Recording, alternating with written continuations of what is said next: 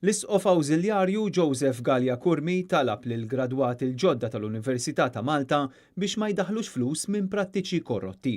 Huwa stqarr dan fl-omilija tal-quddies għal gradwati l-ġodda tal-Università ta' Malta fil-Konkatedral ta' San Ġwan.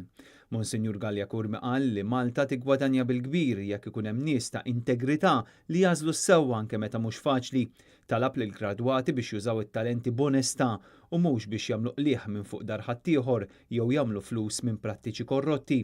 Fil-messaġġ tiegħu l-Isqof qal illi jum il-gradwazzjoni għandu jkun jum li fih il-gradwati ġodda jħarsu l-qudiem fiduċja biex ikunu nies ta' integrità.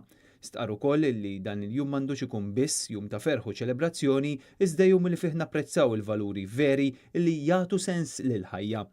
L-Isqof Awżiljarju sostna illi fil-professjoni tagħhom il-gradwati se jiġu wiċċ imwiċċ ma' diversi nies u għalhekk talabhom biex juru rispett lejn kull persuna ikun xi jkun il-kulur tal-ġilda u l-ideali tagħhom. Din il-quddiesa fil-Konkatedral tat bidu għal xahar sħiħ ta' ċelebrazzjonijiet li fihom mijiet ta' studenti ikunu qed jiggradwaw fi tmiem il-kors tagħhom fl-Università ta' Malta.